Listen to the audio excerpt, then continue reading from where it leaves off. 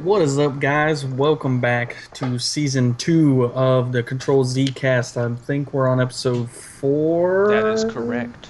Yes, episode 4. So, glad to have you guys back. And you may notice we've got someone else back on the show, Mr. Ink Bite Art, or you know him as Josh. It's me. How's it going, man? Long time no see. It has been a while. It has been a while. It's going well. So, just doing my thing. How about everyone else? Yep. Investing in office chairs. We're all on the grind for a new office chair. Yeah. That's a common problem we seem to have. So before we jump into the show here, I just wanted to mention something real quick that happened today in regards to our weekly challenge. We received a submission that turned out to be stolen from another artist, and if you follow us on Twitter or really follow the show at all, you know that that's a big no-no with all of us, and not something that we condone and or appreciate. And you know, whenever Evan started these challenges, our main goal for the show was to sort of stretch your limits as a designer, sort of test your abilities and get you out of your comfort zone, and you know, and have fun with it as well. You know, we just wanted to get a little more interaction with the audience and give you guys a little test.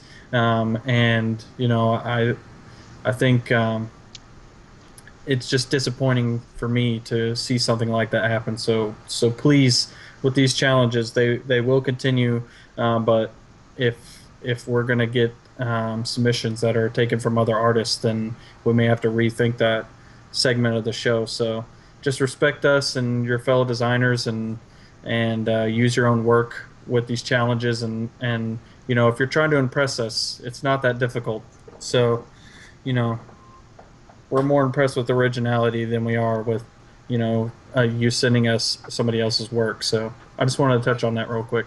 You know We're what? not going to remove the challenges. It's just we've been around the block. We know when something is come from elsewhere. So you know, Well, I just want to publicly apologize for submitting that. I didn't think that you get. No, I'm just kidding. Hey, but on a lighter note, today is Evan's birthday. It is. Well, I thought it was yesterday. Isn't it today? for you it was yesterday. Well, for you, it's useful. Future boy. Oh. I take back my happy birthday then.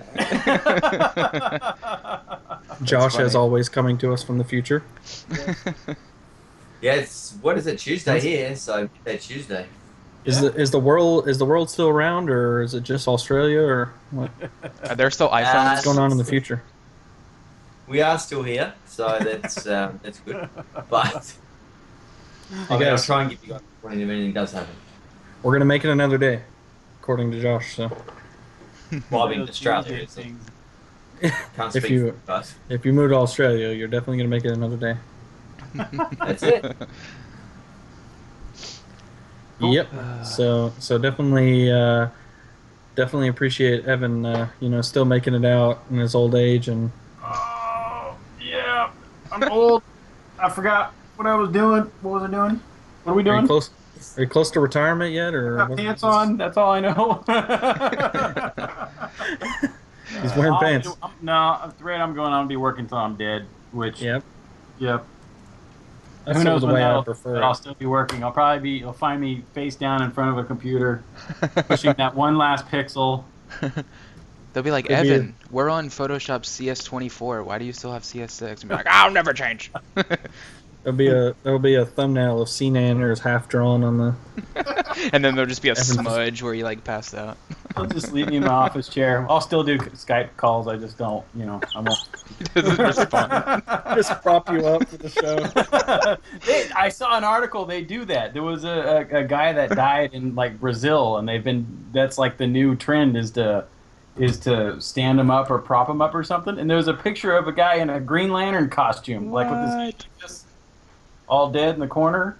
Like that's how they bury him. That's Oh my God. that's crazy. I could see the Yeah. YouTube comments. Evan was really quiet in the show tonight. Sure. It's a little green. Yeah. I think I saw a string attached to his hand. You're like Weekend at Bernie's. Someone tie a string to me and lift my arm up and down whenever. We actually should probably get a few like pre-recorded things. This is for the future. I really like that logo. I really don't like that logo. Stuff like that. What do you think, Ev? So, Josh, something I've been wanting to ask you for a little bit on the your new addiction. What is the well? I guess it's not that new, but one of your new hobbies. What is that called? The game that you play Oh, with which the one are you talking figurines? about? Oh, you're talking about Warhammer, Yeah, where you paint them? Yeah, yeah, yep. yeah. That's So you make those figures yourself, yeah? Or yeah. paint? That's not new. I've been doing that for about 15 years, so I'm old and crusty when it comes to that. Do you paint you hand paint all those and Yeah, it gives me it's yeah, oh yeah, I mean it it sort of started as like a little thing and now it's just grown into well, you can see the damage behind me, but yeah, it's all I guess it's funny as well like when you're sort of working with color every day when you're drawing and stuff like that, you learn a lot of little tricks and because working with a paintbrush on bench is a lot different to actually painting things on screen. But I've learned a few things over my time with how to use color in the right way. So you can pick if you can pick the right colors, you can actually make your figures look really, really good, even though they look really, really crap. So it's actually funny of taking what you apply every day to sort of color theory and the proper color selection and stuff like that, and then transporting it over to that and seeing how the same things actually correlate. So, but yeah, each one of those is hand painted and hand stuck together and painstakingly constructed from little tiny bits of plastic. So, Do you mind showing metal. one on the screen? Just like, yeah. Right. What one? Just one? sure, why however many. I'm just interested in like little details of it. That sounds pretty cool. This is a complete not a badass. This guy is like a demon prince that runs around, just flies around with his wings and chews everything up. so is there like a Uh, standard template for them? Like does everyone's look the same or is it all unique?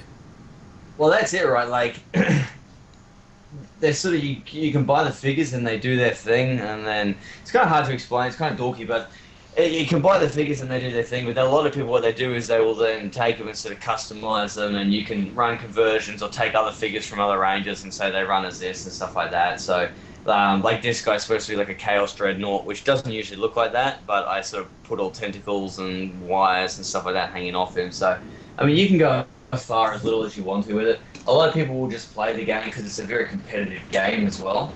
So a lot of people will just play the game and then get their stuff commissioned, which is something that I did for a little bit as well, just commission painting that stuff. And then other people will actually spend all their time like painting these things. There's people that spend like 70 hours painting one tiny little figure and then like enter the competition and stuff like that and probably never played a game in their life. Um, so yeah, I mean, there's so many different aspects to the hobby itself, like whether it's the game or actually putting the stuff together, or whether it's painting it, and like there's people that go to like on like the vehicles, they will actually hand paint like these murals on the side of these. It's phenomenal. It's unbelievable. Like I couldn't even do it on a massive wall, let alone something which is like this big. It blows you away when you see some of the when you throw these things in the hands of experts and then let them do their thing. It's just I always love seeing yeah. stuff like that where It's crazy. a company or whatever it is just comes out with like a little thing and people like especially just community, a community of people would just explode and just make it into whatever they want. I'm interested if 3D printing has come into play with those things yet, if you guys have like read up on the little personal 3D printers and stuff and you can pretty much print, you can print little figures like that and then paint them and stuff like that, but I'm interested on how that would come into play with things like that, or maybe it will soon.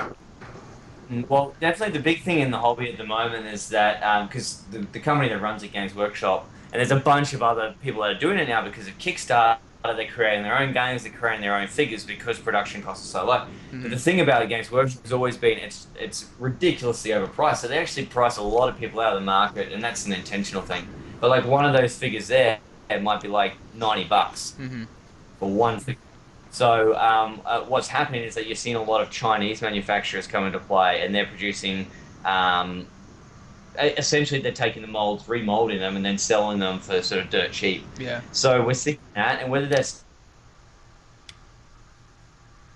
I think we just lost Josh for a second. Technical difficulties. Maybe China was like, "We're not stealing. Kick them offline." Seem to recall this happened on occasion during last season. That Australia Yes. connection. It's that distance. Yeah, it's hard to send internet calls through from Back from the Future. You know, Yeah. we gotta get a DeLorean for the show or something. Well, his picture has been replaced with his video. um, while we try to get him back, do you want to go into the next segment, Nick? Yeah, we can carry on while we're waiting on him to come back. Um, so, Evan, have we figured out what we're gonna do for this week's challenge? I think this week should just be, or this next week. What day is this? It's Monday. We should just have. I think so. I've got this graphic that I put up every Friday, and it's of I don't know if I can even find him. It's this little my I can't speak. My head hurts. Okay. So I put this graphic up every Friday. That's just this weird mascot guy, and around him it just says, "It's Friday. Let's draw weird stuff." And I think we should do that for this week's challenge. So everybody can just like have a breather and just draw something weird, draw something crazy. If you've never picked a pencil up and drawn, this is a perfect time and a perfect excuse to do it. So I just want to see drawings. They can be and make them as weird as possible. That's the challenge. That's the stipulation. Make them strange. Yeah, so you can. But safe for work, strange. Yeah. Yeah, please. I have a guy who went to my school who did a lot of not safe for work stuff, but really good stuff. Yeah, I'll send you the link later. He's got some really interesting drawings, but they're good, but they're pretty crazy. I'm gonna switch over to our let's see, our main thing here. There we go. Until we can try to get Josh back. Yeah. You want to pull up last week? 1 second. whoa, Yeah, so Sure, just He's back. Oh, awesome. was that everyone or just me? I think that was just you. you, Oh. man. Australia. Bringing those technical difficulties. Yeah, we're working on getting the technical difficulty screen developed. I don't Hey, see you- his video yet, though. Started it up.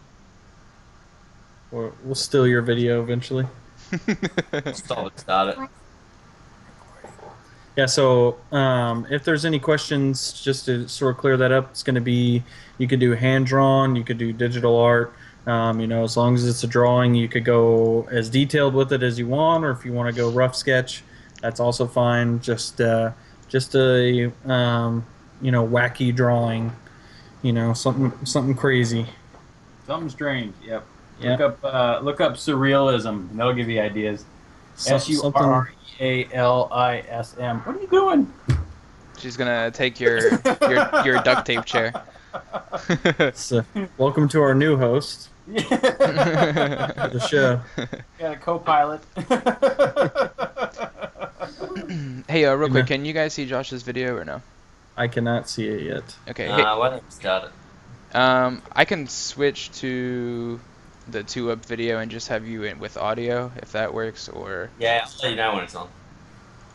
what's that? I'll let you know when I manage to turn it on. Okay. Stop. Yeah, so Josh, we're just introducing the challenge for next week, which is just going to be like a wacky illustration, something crazy, something funny. I'm gonna Cool. draw a. So I'm gonna draw a zombie driving a car, There you go. and he's yeah, gonna say, but it's got to be like a clown car. yeah, he's gonna be in traffic. Draw a Muppet that is a combination of Animal and Kermit. Like if you were to take them and mash them together, what would they look like? There's Oh a man. challenge. I feel like I need a cup of tea and just be like, that's none of my business. Weird stuff. There you go. That'll make it. You take two things and mash them together and draw it. See what happens. Come out with Heisenberg. It doesn't matter how well you can draw, anyways, because it's gotta be strange. So We should have brought Tom in for this episode and done the Heisenberg thing. Give some inspirational. I'll tell you what. The best one that comes in, I'll turn it into a. I'll do that process on it and try to turn it into like sticker art or something. There you go. There you go. Nice. That'll be the prize. I'll make it worse for you.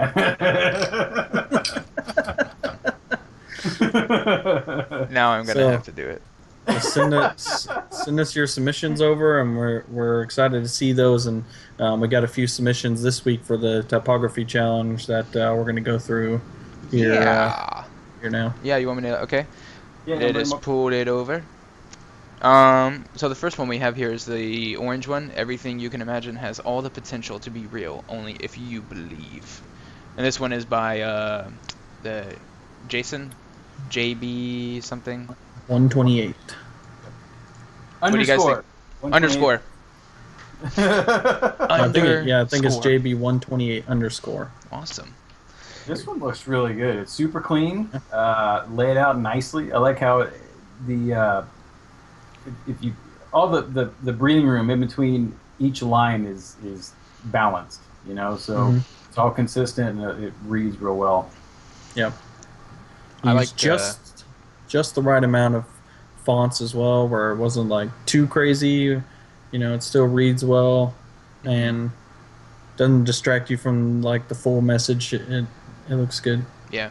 One thing that I always take a look at these, because I mean, as you guys know, these style posters with the typography, you know, they're like a dime a dozen nowadays.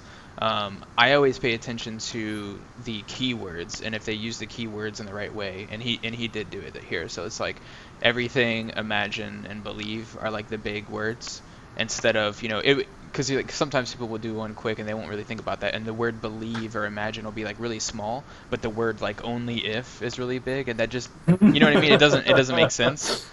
But so great job on this, and I really like the colors as well. I love this kind of earth tony like orange, and this, like, it's probably not even solid black, it's like a really dark brownish orange or gray. Yeah, really cool. Yeah, I definitely think if it were just black and white, it wouldn't be as strong a piece. I think it really. Yeah, I just turned it to Really black and adds white, to and it. it definitely, yeah, for sure. The where his name is right there at the very bottom, the whole thing kind of feels like a one big giant exclamation mark. Oh to yeah. me, which helps, like, I don't know, it helps. It makes it look like it's being shouted or something. That's cool. Yeah. Very good. Yeah, so the next one is by Mason Designs, and it's called I Love Design. He did like a pixel art style, which is really cool, and I definitely really like these colors as well. Can you see these, Josh? You had to pull up the stream probably. Yeah, you have to pull up the stream. Stream. Yeah, this turned out really nice. I don't know. I kind of wonder where the knockout and the D is with the heart. If that was pixelated as well, if it would still be, you know, since it's curved, it gives it it applies more focus on it. Which Yeah. That might be the point. Yeah. Yeah. So everything else is angular, and except for that heart right in the D. I think that could work. I think it could work either way. Yeah. Yeah. It was something that I was going to ask him, but he already answered in the chat there about if he modified a font to do this, or if he made all of them it appears that he made them also. That's really cool. Nice. Ah, nice. Very good job. I do like how he added the sort of visual interest with the lines coming off of the letters, um, sort of just to kind of pull your focus a little bit. Hmm. It Into would it. have looked Yeah. little. There'd have been a little too much negative space, I think, without it. Yeah.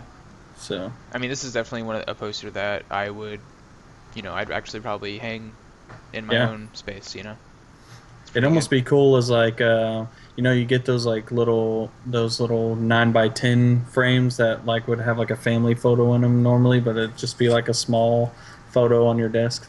That'd be cool. Yeah. This would work well in things like screen printing too. It'd be a cool little detail to put on a larger design or something to have it stand alone. Uh, it kind of reminds me of a like one of those stamps when somebody's done with their artwork and they put that they stamp their name in the corner or something. Artists that do that. Definitely save this project, Mason. We may contact you soon whenever we get our merchandise up and running for something like Nice. this. Yeah, very cool. I just like the industrialness of it. Yep. Yeah. Feels all great. Hmm. All right, cool. Well done. Next one is from Clear Design, and this one's really cool. Pin tool lover, and obviously he's got the little like anchor points and Bezier curves in here to to kind of push that point. But I think he did it just enough where it wasn't like overdone, you know? Yeah. Yeah, it could have got distracting if he would have taken it too far, but he did a good job of sort of uh, moderating himself. Yeah, and all the highlights look, they look like they're in the right places and Hmm. they look sharp. I wonder, Yeah. I wonder if this was. To me, it looks like it was hand drawn first and then scanned. I And want to say this is a font, is it a font? which is totally fine. Yeah. It looks familiar to me, the T especially. Oh, duh. Yeah, but that's again, that's totally fine because I mean he did, and I could be wrong, but it looks like he added even with these little highlights and stuff added in the stuff going around. I mean that's definitely it definitely works really well with it. Yeah. It feels like when I look at it, it feels like it's a piece where it's it just feels like fluid, as if like you were actually in the program and just kind of drawing out stuff, and it doesn't feel super complete in a good way, if that makes sense. It's almost like it's a work in progress of using the pen tool and stuff. And the only thing that I guess a little bit bothers me is that the stroke on the little curves for lover is a little bit just barely thicker than the other strokes above. But that's the only little nitpicky thing I would say. Yeah, he did a good job, and I actually think he did hand draw this. Oh, really? Well, damn, he I needs to get a if I job remember, in type then. yeah, if I remember correctly, he posted the process, and he even made like a T-shirt mock-up of it. It looked good. That's awesome. Cool. I wish Fantastic I was a job. pin tool lover. I'm usually a pin tool when I kill it, but Yeah, they're cheaters. They use their pads. Awesome job. They're Good to hear. Cintiqs. So yeah, really enjoyed the submissions this week, guys. I wish we would have gotten more of them, judging by the results here.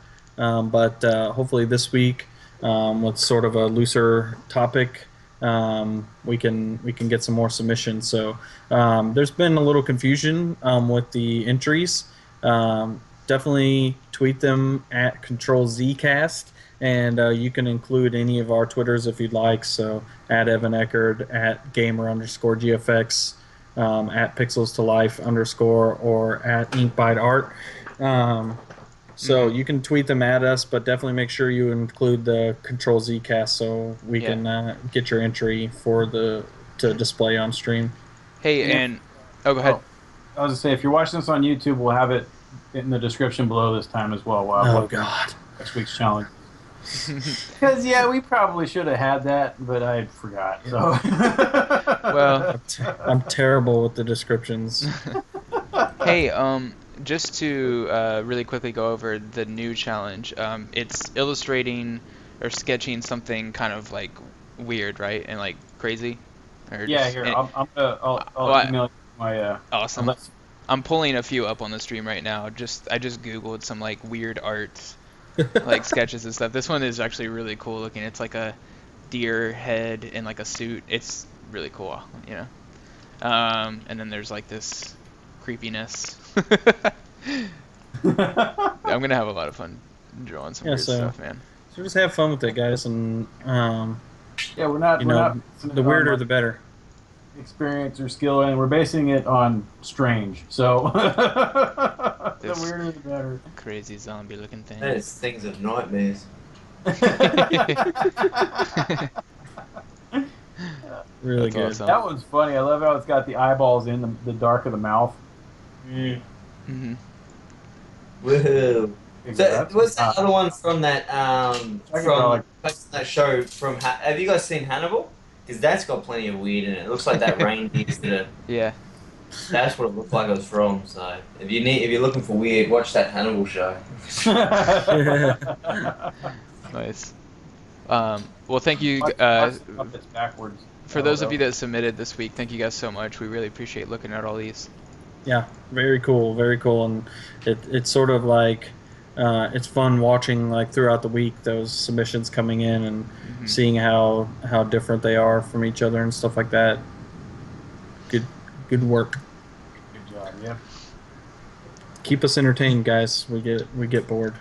That's really the whole reason we do the challenges. That's the hidden agenda of the whole thing. Get bored. So, as far as like illustrations and stuff go, it's actually kind of funny because Travis and Evan and Josh, they all do a lot of illustration work, but what's funny about it is they all do completely different illustration type work. You know, it's all illustrations, but Travis does more of like the esports logos, and Evan does some more of like the weird, strange, sort of out there illustrations, and then Josh does more like the Minecraft and the sort of what would you call those, Josh? Like the probably more cartoon, I would say. Yeah, so, yeah, cartoon. Yeah, that's good. I pulled the thing you emailed up, Evan. I like this. I saw this the other day. I should write. It's Ctrl+Z, so draw weird things. That's what This definitely has like a Muppet-esque. Like, it's like a mix between like Cookie Monster and my daughter when she's really mad. It's so like I based it off my avatar. I have this photo that I've been using for an avatar for like oh yeah, with the like phone. 11 years, and I can't find the original photographer. I've looked forever. I don't know. I have no idea where he came from, but I love that thing too. Because it's not like I'm pretty sure it's not any like specific character. You know, it's just like it's just someone's creation that they came up with. And it's got lost on the interwebs. Yeah, so like in regards to the different sort of styles of illustration, obviously you guys have worked in those other fields of illustration. What is there something that's more appealing about the style that you do, or is it more just that's what you get requests for? Are you just talking to all of us? Yeah, just anybody answer. Everybody answer at the same time. If we all talk simultaneously, we don't have to. We can say anything we want, and then we don't understand.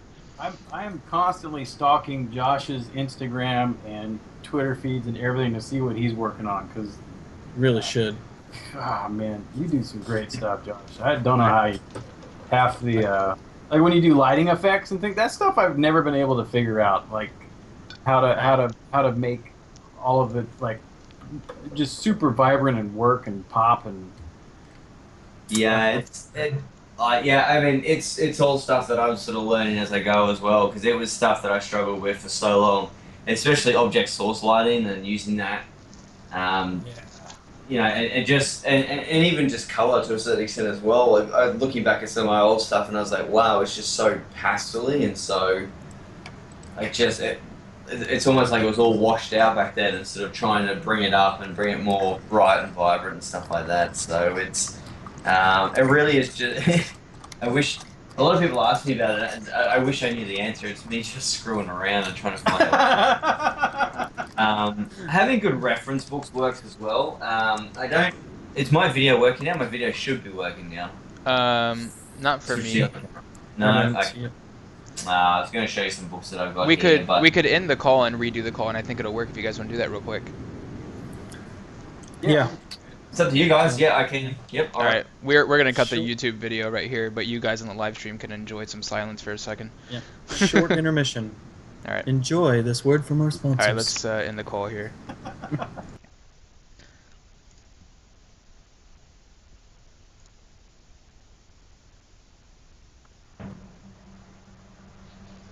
All right. So I've got Evan's video. I've got Nick's video. Josh. I got that question. I got that question after the Skype call ends about how was the quality of this call, and I put terrible. All right, I got your video on the stream now, bud. All right, everything's good. There we go. Cool. Now, and you'll come through okay, aren't you? Like, I keep coughing, so I keep muting it. You're not hearing me cough, are you? You can cough on. We don't care. You will not cough on the live stream. What are we professionals? What was the art you were gonna show us? You had books or something, or? Yeah, let me go. I'll go get my reference books. See, this is the secret weapons that artists don't tell you about. Well, right I can talk about a few different reference books. This is something that I was going to do a video of at one stage. So, but there's a few things that I can share. There's that one there, and I'll just find one other thing. And there's a reference book that a lot of people don't pay any attention to. He's going to be like, I'll be right back, and he'll be gone. Oh, where is it? I keep waiting for him to be like, this is my secret weapon, and he just pulls a person out of the closet, and it's like they're the one that actually does the work. So, the people who were, I wish that's how it worked. We just completely exposed Josh on the screen. Well, yeah, why does he have two office chairs? It shouldn't be in here. It should be that. I feed him. You do feed him. That's good. And I meet minimum wages. What do you think? 75, 25? Yeah. No, it's not percentage based. Trust me. So especially for people that are starting out and that are looking at doing better line work. The secret weapon that I've found, and it's going to set you back a massive $2, or maybe $3, depending on which one you get. And this is just an example of one of them. Oh, man. You're going to love it. Disney princess coloring in books, or Marvel coloring in books, any coloring in books, right? Because what happens when they do pictures in a coloring in book? Just the line art. They have to add a lot of character and a lot of definition and a lot of movement with just line work. And they are literally this thick, and it costs you $2, and every single one of these are amazing for expressions, for seeing facial shapes, the different characterizations, especially Disney, because Disney are very, very good at it and stuff like that. So, just even hand movements, if you are stuck on a hand position, you can actually just flick through these and find out a ton of them. So kids coloring in books. I have a stack of them. My kids keep taking them and I keep stealing them back. But give me back my secret weapon. weapon. He's like, no, that's my color. Says I want to color that one. I say, well, too bad. Go find another one. Yeah. So in terms of line work and characterization, that's one of the big ones that that I would recommend absolutely.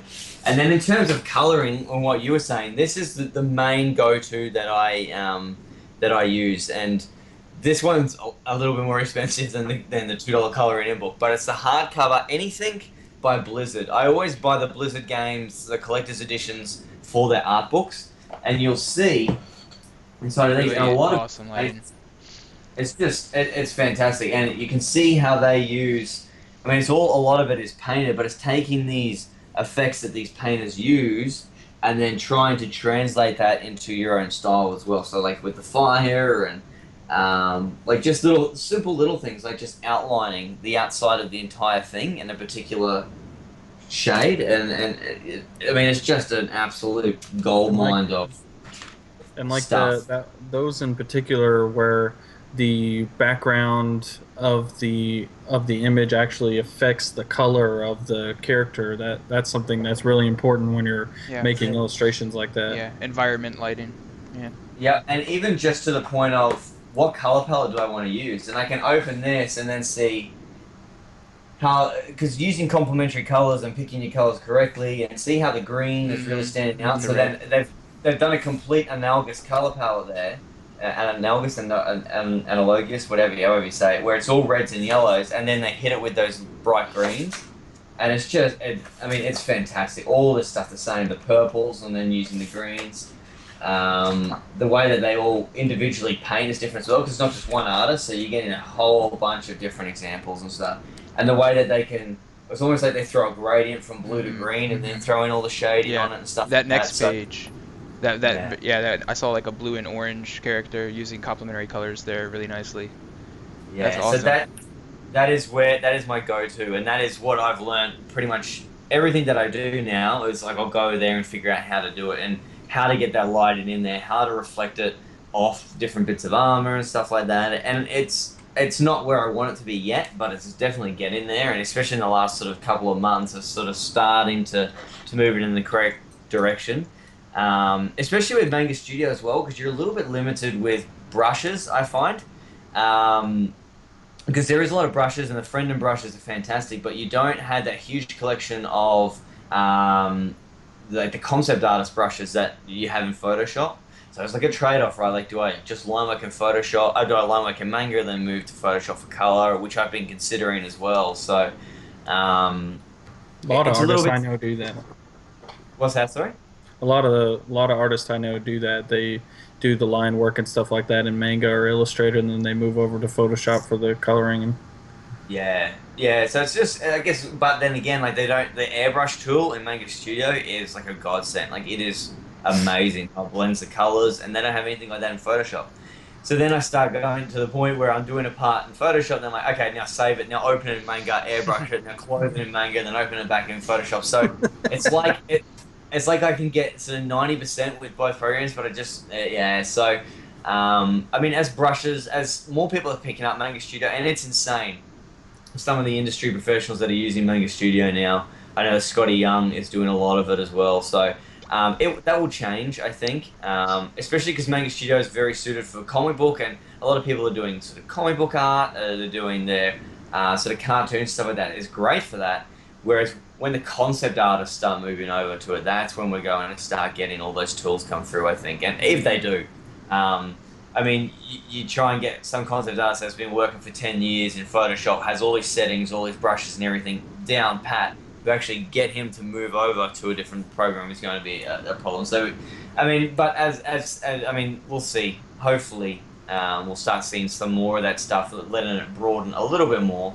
But I think those tools are also in there as well. It's just a matter of me figuring out how to use them, like how to use that oil paint setting to potentially do what I want to do, because the way that it blends colors is really the key. So we'll see. But yeah, I mean, that's hopefully that answers the question, if there was a question. But yeah, they're really the two. Just having really good reference images is a really, really good place to start. Nice. I'm trying to think if I have coloring books around the house already. You know, I've seen some. I have a stack of SpongeBob ones, but that's about it. You want to know? You want actually SpongeBob as well? I've got a whole entire folder of SpongeBob, because when I'm animating, if you need to get an expression, you go to SpongeBob or you go to Adventure Time, because both of those cartoons are amazingly dynamic in any expressions that they do. If I want to get like a really over the top expression, SpongeBob, type in the expression I want, and you could search for 100 pictures of SpongeBob history, and every single one of them is going to make you wet yourself laughing because they're just so over the top and so expressive, and that's especially when animating when you got those quick frames that come up.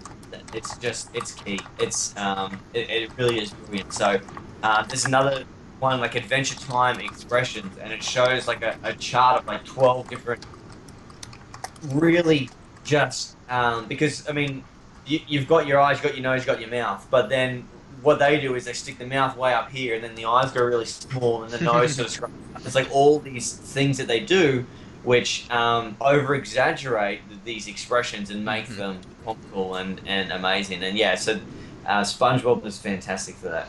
You know, speaking of SpongeBob, have you guys seen the movie, the most recent one? I have not. We had some friends of ours. My daughter wanted to go see it, so we had some friends of ours that their kids wanted to go see it, so we just sent her with them. So you should have went.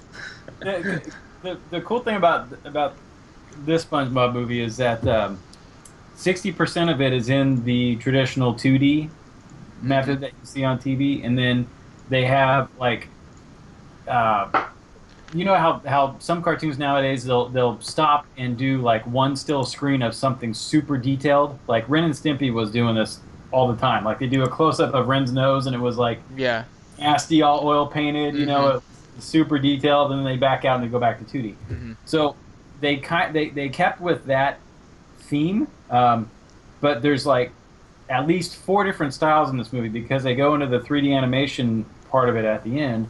And even their facial expressions and stuff are totally different than, like, you can just see how the I don't know how to explain it. There's a bigger switch than just going from the 2D to 3D, but there was like a like they helped going to 3D helped like make those expressions even like more dynamic. So it was like it was a pretty big shift visually through the movie just based on the styles they went through, and it's worth seeing just for that, just to watch them go from because there's this whole like time machine sequence, and that's totally different than the rest of the 2D and the 3D, and it's really well done. And it's SpongeBob, so you know.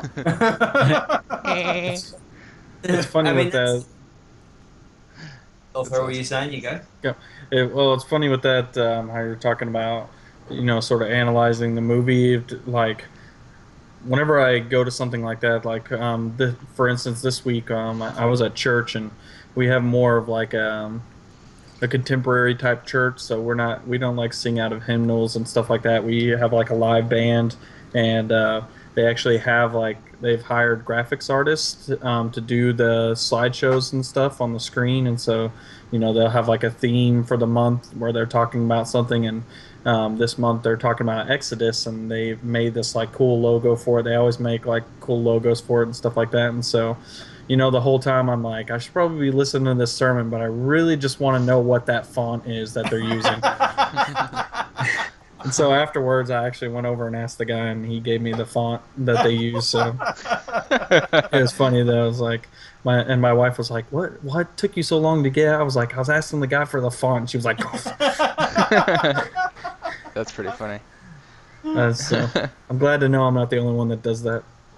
Oh yeah, no. Dude, I was at Walmart yesterday, and they had a bunch of those cardboard assembly signs, you know, and one of them was like as tall as me, and it was like in the shape of like a triangle, and it had some really cool art on it, and it said the sale ends like February 30th, and I'm like, well, that's already passed. So I actually asked the guy, I was like, hey, are you guys just gonna throw those out? And he's like, yeah. I'm like, can I take it? And he's like, no. Because I just wanted to take it and just like, I don't know, repurpose it into something, and it just looked really cool, the design on it and stuff. I was like, I just throw that in my car. Like, you should see the opposite. You should see the offices that those guys work out of. It's crazy. They're like their computers and stuff are just these massive Macs, like the big iMacs. They've got them, and they've got like all of the old cardboard cutouts in there, and the whenever Superman was coming out, they Yeah. had like this massive Superman cardboard cutout, and like apparently the main guy that was working on it, they flew him out to L.A. for the premiere of the video or premiere of the movie, and like gave him a whole bunch of sample merchandise so that he could make stuff for the stores whenever they put out the displays for it. That's It's pretty pretty cool. crazy. That'd be I an was like, interesting job to work it's like for you got the coolest job ever. a big company like that in the design part of it. That'd be cool to put on a business card, though. You're Walmart graphic designer. I'm a cardboard cutout engineer.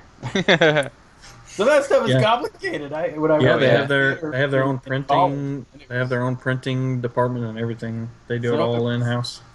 Oh Yeah, man, I put slot A instead of slot B, and it doesn't We had it fit. messed up all the time. I remember putting one together for Matrix when that movie came out, and I think we couldn't get like Keanu's head on the thing or whatever it was. And it was I think we ended up just hitting each other with it and throwing it away. But yeah, it's an example of poor engineering. You are the chosen one. I had Morpheus, life-size, that's right. Yeah, me and my brother had life-size Batman and Mr. Freeze when that movie came out. They had the big cardboard cutouts that they did for the yeah, the Arnold. Because what happened was my old bird was working for Frito-Lay, who did all the chip stocks and stuff like that. Remember what? Did you guys get Tarzos over there? Yes. Yeah, You yeah. mean Like the little. oh wait, are they come in the? Are they the candy? No, they're in the chips, Oh. and they're like a little round disc. And you used to get them in a bag of chips. You used to get a Tarzo, and like there's all different theme ones, Looney Tunes and stuff like that. And They're like Pringles. no, it was no, it was just a bag of chips. You used to get like a little Tarzo, like a little. But they're like pogs, basically. Okay. I thought you meant the Yeah. actual chips were like disc shaped. No, so yeah, he used to get them, and then because we used to get all the sets of Tarzos because my mum worked for him. And they did ones which were Batman themed, and they knew that we were huge Batman nuts, as you could probably still see. It seems to have carried over. And so after the X display things, we had the big 6 foot Batman and the what was it? I think Clooney was the Batman in that one, wasn't he? Or Which and then one? Clooney or Kilmer? I think it was Clooney. yeah, it was either Clooney or Kilmer because Keating was before that. So, but yeah, we had the big cardboard cutouts. Used to stand in our room, and yeah, you'd wake up in the morning and go, "What the?" And then you'd get used to it after a while. But yeah, it's they were pretty cool. That's for sure. The best cardboard cutouts ever was I had a roommate in college that got a job at Victoria's Secret, and he was a stock boy, cutting tags off tiny pairs of panties and stuff. And so he'd come home with all the Victoria's Secret models. Cardboard. So Oh my we God. had like Tyra Banks like stapled to our ceiling for a good 8 months or something like that. I think it would be so awesome if you just like arrange them around the couch, and then people driving by, you have your window open, and you just act like you're partying with a bunch of. Like, whoa! Down, it's like, man, my girlfriend didn't like to come over, so. Stage a picture, be like, miss you. Oh man, totally forgot about that. Yeah, cardboard cutouts. Yeah, that's a good job. So, Travis, when yes. we were just talking about, what made you decide land on esports logos? Oh, well, I've always kind of been a big fan of the sort of sports style mascot logos. Like NFL, the NBA, all that. Really kind of simplistic style and really, really good use of like negative space to make up these logos in very minimal colors. And I guess what kind of got me into wanting to do those more was because I used to game a little bit, and I noticed that like the whole competitive scene didn't have like there was all these major teams, and they didn't really have like much of a branding. So I was like, well, let me try that out, and that's kind of where it just took off really in terms of that style. But I just appreciate it, and it's something that I'm decent at, and I'm definitely not like an illustrator by any means. So it's something that I can sort of pick up and run with, and do decent with. And you know, if I have time and if I can, I'll do my own. But obviously, we have our sketch artist on staff, Summer, who does some really good illustrative work, and she does Yeah, a lot of the mascots. You should definitely check her out. She does some fantastic sketches, and even outside of the esports logo, sometimes she'll post her random doodles and stuff. I always hound her about posting more work. Yeah. Yeah. So yeah, I just like the I like the simple style personally, and I furthermore just appreciate the very detailed illustrative style because it always just blows my mind like how much skill and creativity goes into that. Well, it's hard. I mean, that's when you get down into trying to make any type of image in as few shapes as possible is extremely difficult. Yeah, it's sort of like a minimalist style, you know. Well, it's branding. I mean, it's tough. And usually you're restricted on color scheme and stuff like that, you know. I imagine a lot of clients that you guys get, they already have an established color scheme that you kind of have to stick with it. Yeah, sometimes. More times than not, though, they don't have anything at all. So that's always good to have a lot of creative license to, you know, push them in a good direction. What about you, Evan? What's appealing about the style that you do? What draws you to it? It's the only one I know how to do. I don't know. Is it a style? I think it's. I think it's just the Evan Eckerd. It's like I don't know what to put it. It's called fast and sloppy. That's my style. Could be taken a whole wrong way. So yeah, never mind. I think I think there's something to be said about that though. That's something that I didn't mention. But when it comes to style, it's almost like it isn't a particular style. It's just how you interpret things differently to other people. Because if you give the same brief to a different person, it can come out completely different. And in the end, the reason why a lot of us probably go back to that style is because, you know, that when you say, "Oh, that's all I know how to draw," but that's right. I mean, that's how we know. That's how we know how to do things. And you know, there's been times where I've had to step out of my comfort zone, and it's taken, you know, a gazillion more hours than it needed to.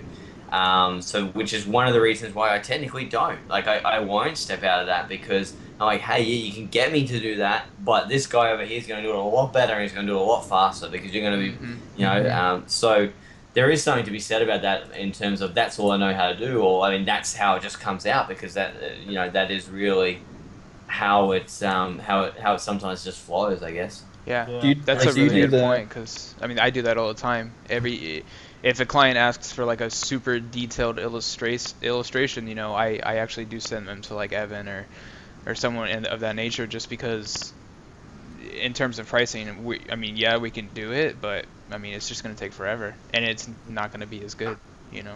Yeah. Yeah, exactly. Yeah. I have someone email me almost on a daily basis to do intros, and I'm like, yeah, you don't want me to do an intro. You don't want me doing intros for you. I got about 5 or 6 other guys All right. that Yeah. Put the logo, pan left to right, and done. Zoom in from the back, and yes. Nailed it. I could put some CC Particle World on that shiz and be done. If I did intros, it would just be hand drawn on a paper and me in front of a camera shaking it up and down. Yeah, and then a hand drawn subscribe now button. Pointing at it. Which I've actually seen because those actually look kind of cool. What's funny about it is more often than not, whenever I'll refer those guys to intro makers or something like that, they'll come back and then be like, "Oh, by the way, I also need a logo for this intro." So it's like, you know, you probably could have led with that. Yeah. Well, you'd be amazed. Like, there's a lot of well, and you have too, Travis. I'm sure you have too. Everybody here probably. I've worked with intro makers as well, where they need help with, you know, doing the logo. Like, they can animate everything, but you know, when it comes down to like things like branding or something, you know, they might have to do the same thing we do when it comes to intros. You know, find someone else that can do it. So yeah, that's exactly what I'm running into right now. So with our new launch coming up here in a week or two, I hired a very talented video guy because we haven't had that before.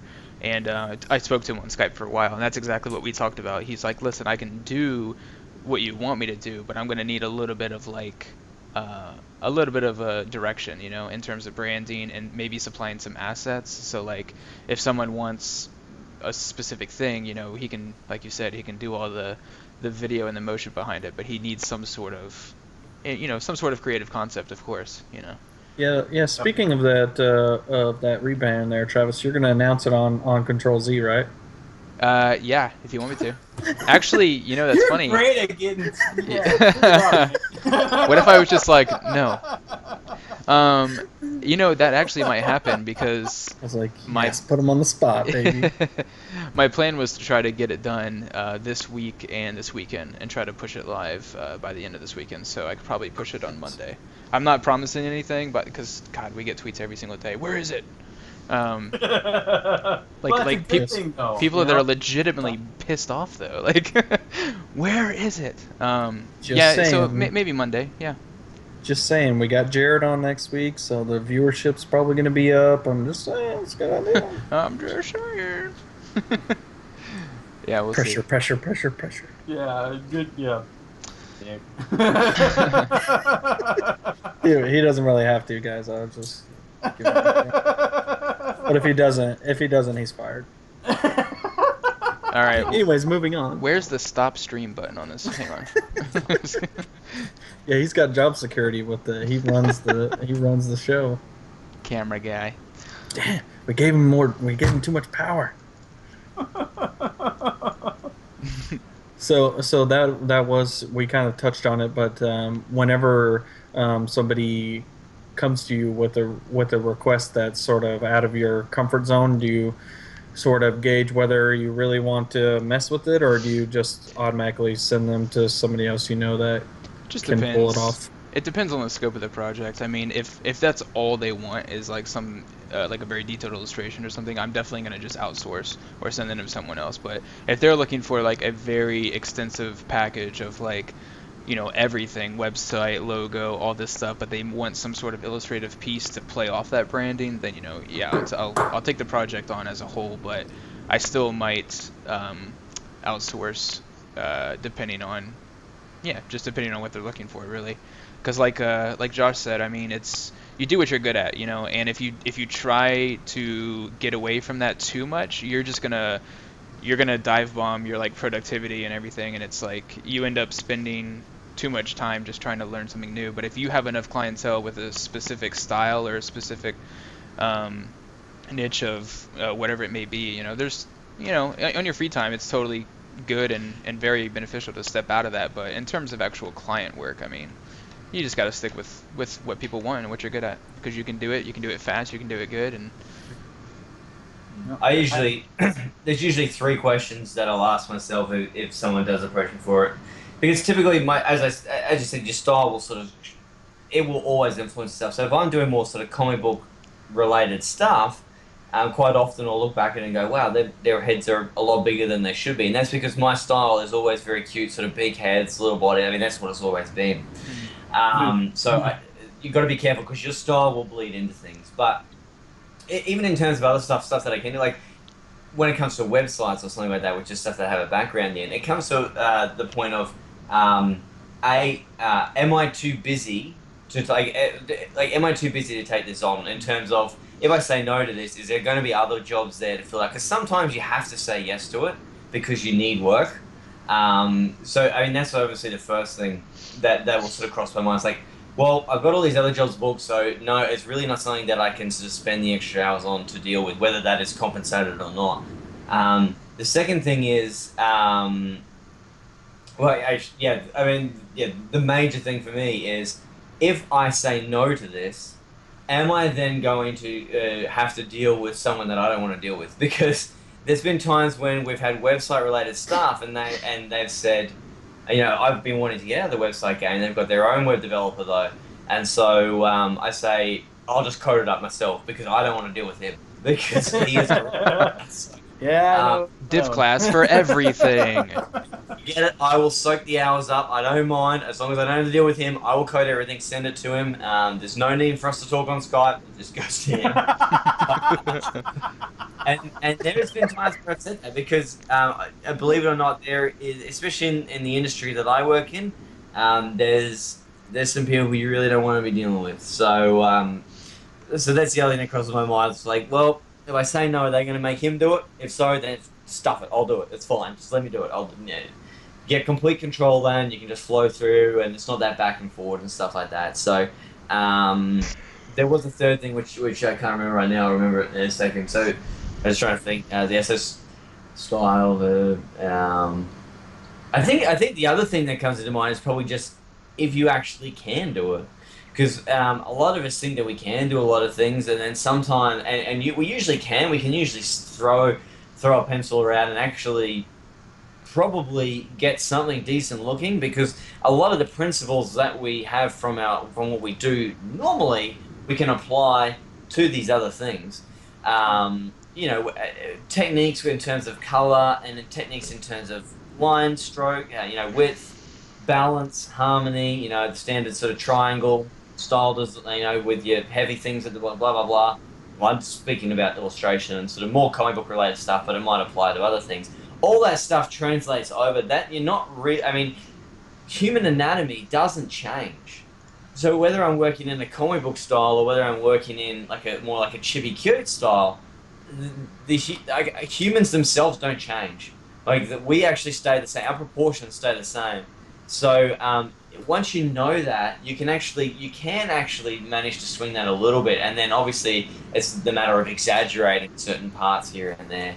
But if you know that you can't draw a hand to save your life, then it can certainly challenge you for sure. But if that challenge is going to take 20 hours to draw one hand, it's not going to be productive, and sometimes you do just have to pass up on it. But that's the thing as well. Take a job on, maybe throw something around for 30 minutes. I've done that before. Let me throw something around for 30 minutes. I'll scratch up something. If you like it and you think this will swing, then let's go for it.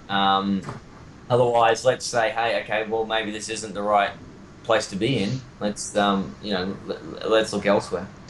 Yeah. One of the other big things for me is the initial contact in terms of if a client comes to you completely unprepared, because let's face it, I mean, it's all about like a relationship, right? And if you know right up front that this potential client's just coming at you with like absolutely nothing, very short, kind of just, oh, make me something cool.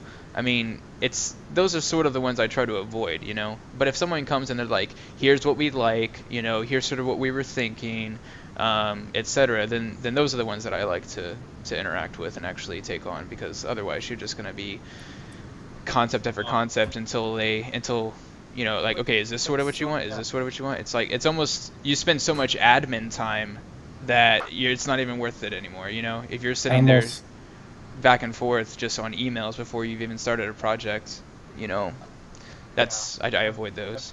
I almost messed up today because I got a few emails off my website about new projects that people wanted, and they're pretty vague and stuff like that. And I'm like, man, I got this order form on my website.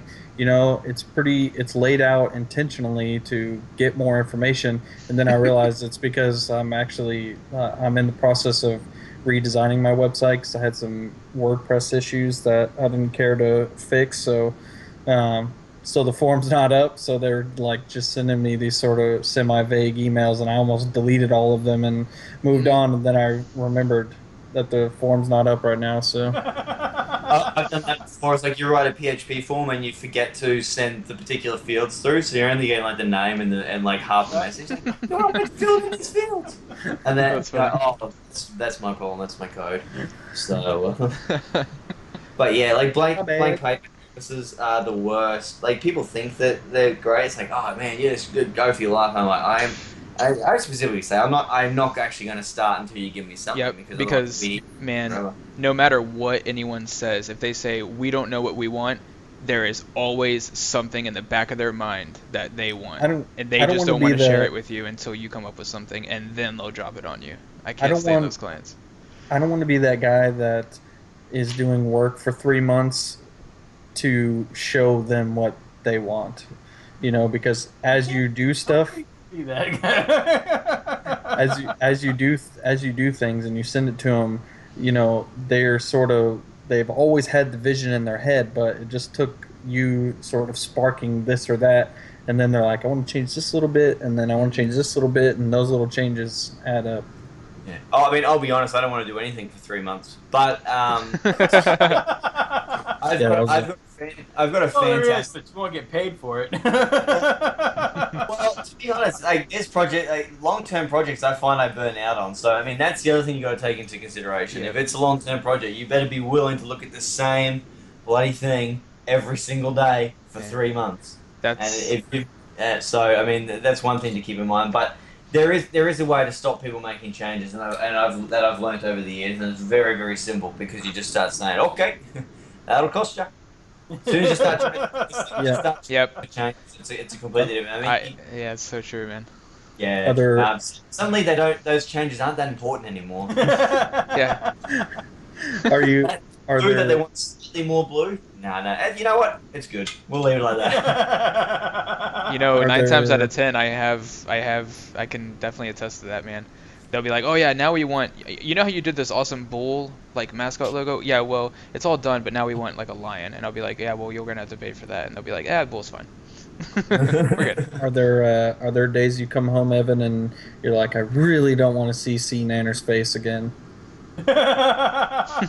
No way. I've noticed I've gotten stranger over time. It's stuff that like, man, you don't want to see my CNNers folder. You don't want to see my Google search. It's all terrible now. It's gotten. Is the FBI gonna kick down Evan's door in the background? He's just gonna come. He's just gonna come to you one day, and he's like, Evan, I really appreciate the work, but these just don't even look like me anymore. I don't know what you're doing.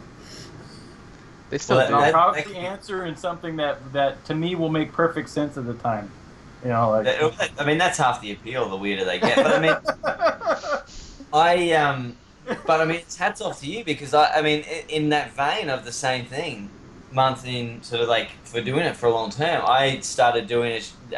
Some people may have seen we started doing Lachlan's thumbnails, and he's doing 2 or 3 videos a day, and like for the first couple weeks, it's fine, and then you start, and it's like, okay, so this is the 16th parkour video I've got to do. Man, I don't know how to make you jump over anything else. Like I don't. It got to the point where it's just like I don't know if I can keep going because you're drawing the same thing over and over again, and because you're on a time constraint as well. Like even just coming up with the ideas, like you've got to come up with an idea in minutes. See, that's why like when I'm drawing things like that, and kind of something else that's similar is like icons, right? You kind of draw. It's like I'm not making a whole picture. I'm drawing it all to be kind of modular because down the road I'm going to pull his head from this one and slap it on this body, or I'm going to pull this element that came out of this one and reuse it over here. And same thing with like icons, like you have your base shapes, and then you're just kind of either drawing more onto it, or you're taking some apart, and then you make that like that consistency type, that family. So that might be another reason why things are getting stranger because sometimes I'll be taking the pose is very different in tone to like the facial expression or something, but it's all mashed together. But it's when you kind of figure out how you can reuse parts and stuff. Yeah, I found I've started using characters and just changing the background and stuff like that, and then it's just like, oh man.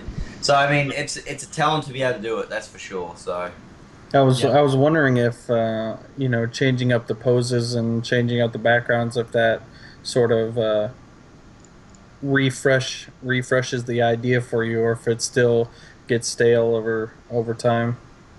Well, no, there's times when I just can't, like, because I do this stuff after my regular design job in the day, so sometimes my brain just won't fire anymore, and it's like I just stand there staring at the wall for a few seconds and you don't know what you're gonna do. So Sometimes you really have to just kind of truck through it. And actually, on some of those occasions when I find myself totally burned out, the last thing I want to do is draw something. I want to just I want to just go outside and lay on the sidewalk and do something totally different. But sometimes some of the most like craziest, goofiest ideas come out of them because it's like, you know what? Forget it. I'm going to draw this, and I would draw something that is totally just like it becomes my new favorite thing. Like, wow, it makes no sense, but it turned out cool. So,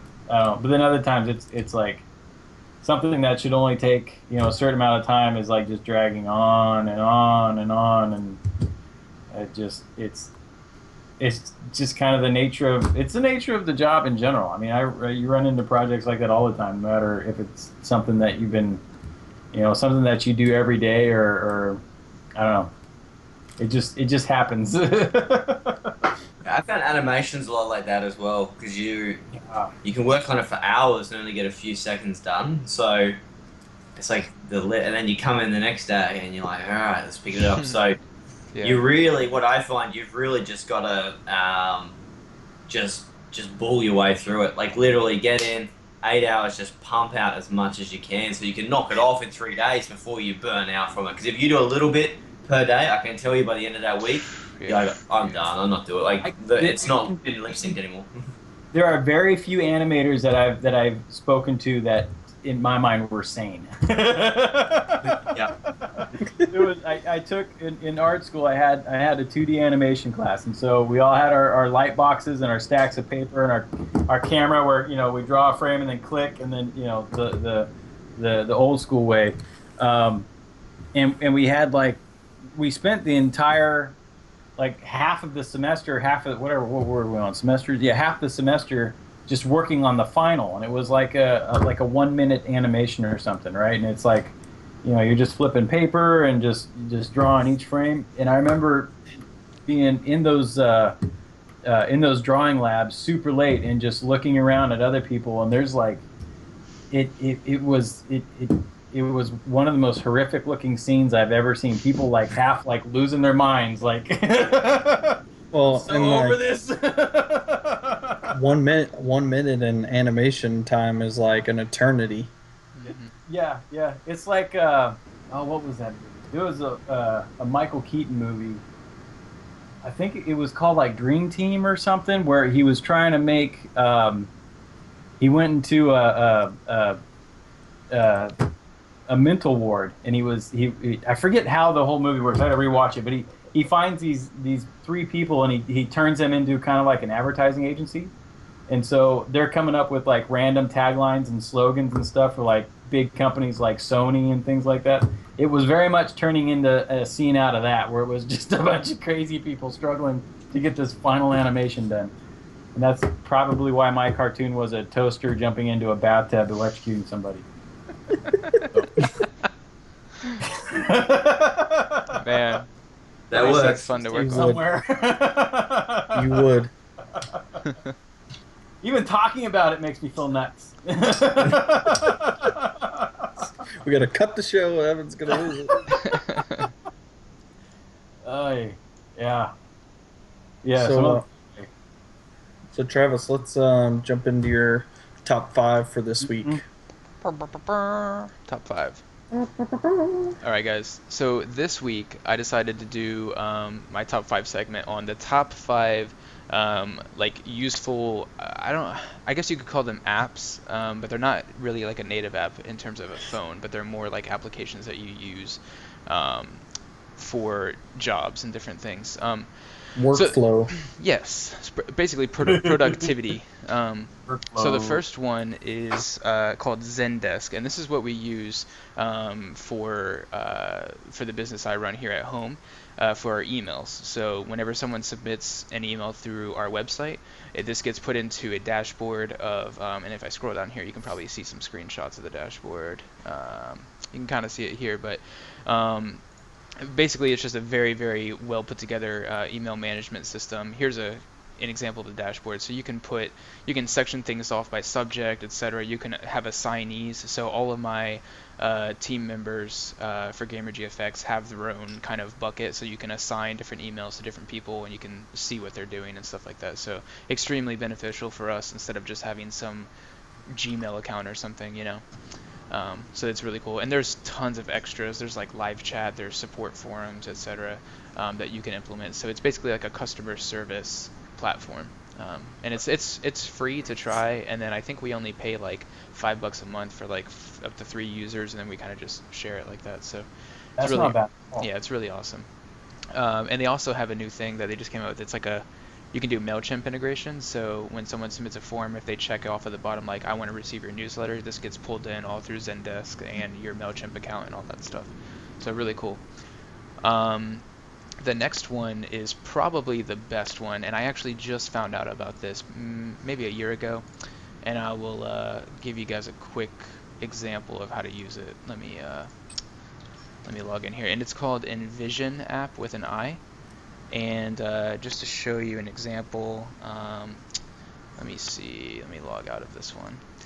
What it is it allows you to mock up websites and apps using different JPEGs and screens, but then you can put like hotspots on these JPEGs to essentially give someone a full kind of example of the website and how it's going to look and how it's going to run. So it's extremely good for UX, user experience, and showing them the UI. So, for example, the whole Pixel Zombies that's coming out, this is, you guys have, I've already posted the homepage, so you guys know what it looks like in one of the category pages. So, as you can see, if I click on fonts, it actually works like a website. So these things you can actually click on, and there's hover states and stuff like that.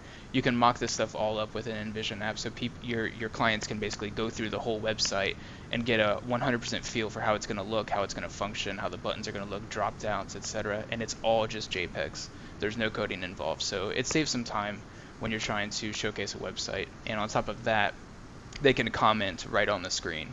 So let's say they're on this screen, and instead of emailing saying, oh, hey, I don't really like the way the menu looks, can we move this button to the left, and they're trying to explain what they're saying in the email, they can turn on a commenting mode and leave a comment directly on the page with a little crosshair. They put a little blip right next to the button, and they just have to say, move this to the left, rather than trying to explain it all. So it's extremely collaborative in terms of web design and sharing that stuff. I'm gonna scribble all over the next one you send me. Yeah, but man, we use this at my agency every single day. It has saved so much time in terms of getting website designs approved and pushed through to development and all that. And obviously, we only mock up like the pages we really need, and the rest of them, if they're more template based, there's not really a need to mock up every page. But I imagine from a cool. client's perspective, it'd be cool to get something like this. It's not too much more work to put it together, as opposed to coding a example. You put this together for them and show them, and then before you do all that coding work, you already sort of get the critiques and you can make changes quickly this way. Yeah. One of the things that I've found the most over the years that's hard to when you're showing off web design is the interactions, like hover states and things like that. That's so hard for some people to imagine how that's going to work, even if you show them two separate screens of static and hover states. So being able to just do something like that on the fly and just show them a representation of, if you hover over this, is what color it turns. Exactly. It's like night and day difference. Yeah, very good. It brings them into a sort of more live kind of experience, and I mean, you can get so detailed with it. This thing started out more for apps, so if you actually do a mobile mock-up using if you say like new project and you say it's a phone, you can say okay, and you just here, I can just show you really quick. If I have this on Pixel Zombies here, and again, these are all just JPEGs, this isn't like actual code. So right here on the bottom you have what's called build mode. So you can see I have all these like hotspots basically lined up. So I can click and drag over view details, and then it's going to ask me link to, and I can say previous screen, etc. I could even say another point on the screen, and I set the anchor to say down here. And now you'll see when I actually when I go to share this, this is kind of showing them how smooth scrolling anchors look and stuff like that. But it's really cool. So now if I click this button, it'll zoom down there. You can show hover states, etc. But yeah, like you said, I mean, you can show a static picture of a website and then show them the drop down, and clients still a lot of times just don't understand. And this will totally mitigate all of those back and forth like problems with that. Is this free or? It's free to have basically one project, and within that one project, you can have several different screens. So that's kind of what I do for at my home. But as far as doing multiple projects and stuff like that, it's fairly expensive in terms of like larger agency use. But I think just for a standard user, it's not too bad. But I just use the free plan where I have one project, and when I'm done with a website, and I know for sure the client's never going to need any of these artwork links anymore, I'll ask them like, hey, I'm going to take this down, and they'll say okay, and then I'll just start my next project, just to keep things organized. But yeah, super cool, and that's called Envision app. The next one is what I use here at home to manage all of my tasks. It's called Wunderlist.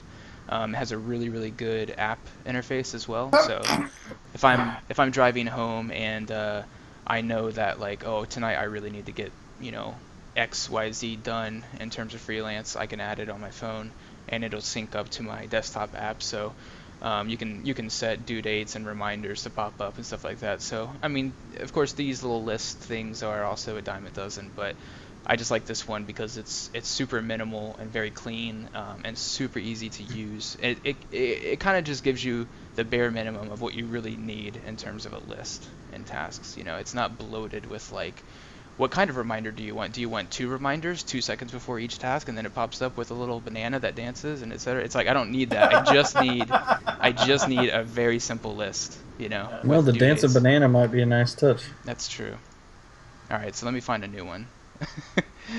All right, so that's Wunderlist. Really cool. Super simple, and you can do collaborative stuff with that too. You can invite people to see your list if you're doing collaborative stuff. The next one, most of you probably won't need it, but if you're doing a lot of web work and stuff like that, this one's called Grammarly. I use it every once in a while, especially if a client sends you a bunch of content like in a Word doc or anything like that. The Word doc will only catch misspellings. It won't necessarily catch things in context and stuff like that. So for example, you see here it says, I had to take it to the mechanic every time. It's saying, did you mean a mechanic or the mechanic or every time, space every time? So it catches way more grammar mistakes than any like standard word processor will. So really great, especially if you're working with a lot of content. That's what a lot of people don't realize is like with Microsoft Office and stuff, a lot of times it doesn't catch grammar, things like that. It's more for just spelling, so it's a good tool.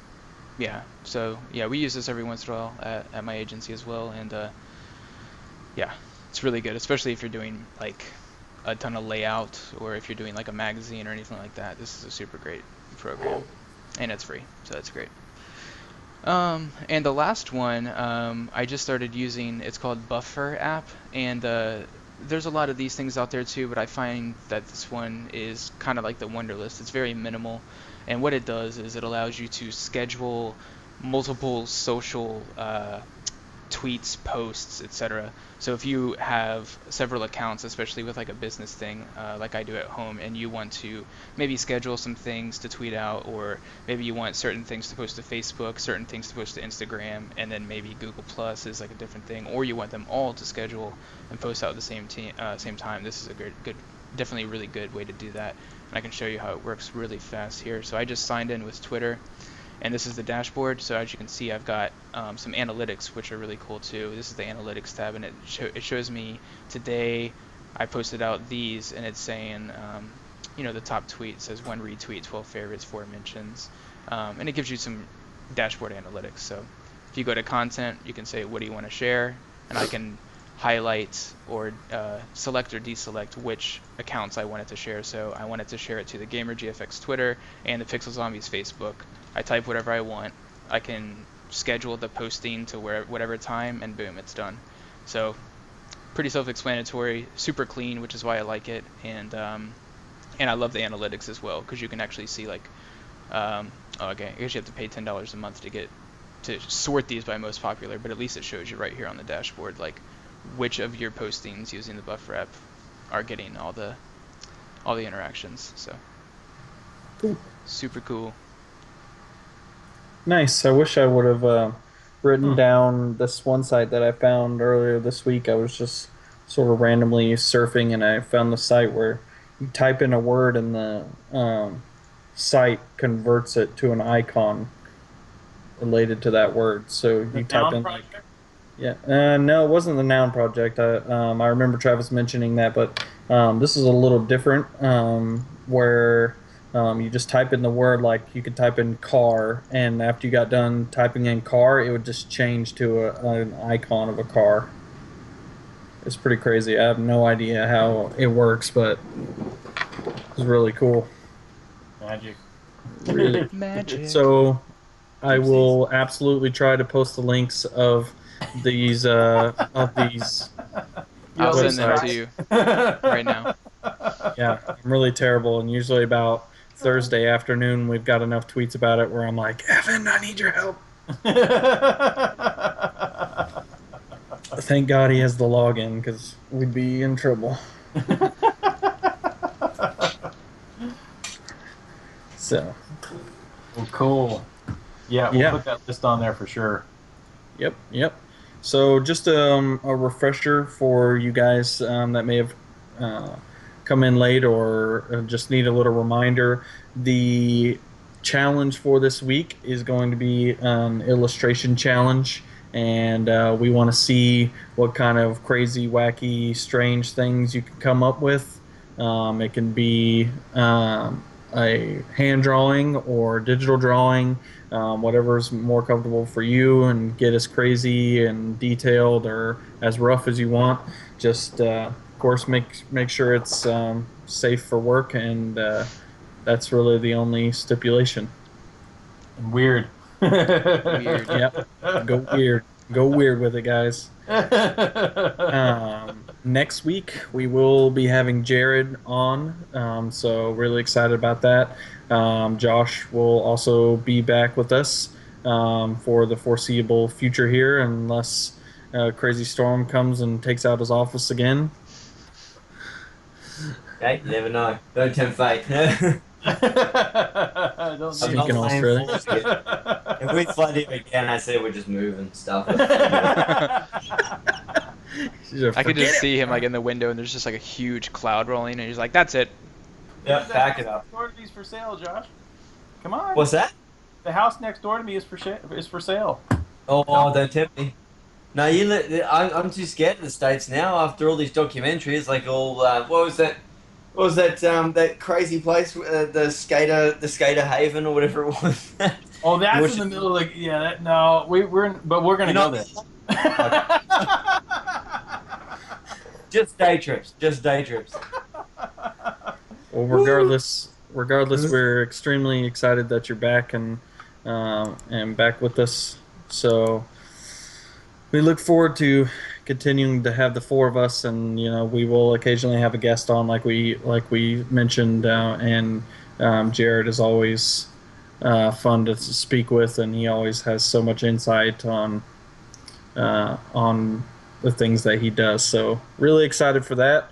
Again, send your submissions for this week's challenge to @Ctrl+Z cast, and you can tag any of us that you want if you wish, and we'll definitely check them out.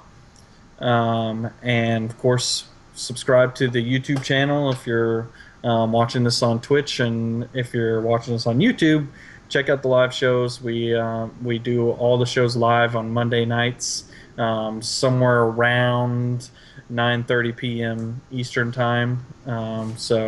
And if you need the conversion to Australian time, then Google is a thing. What?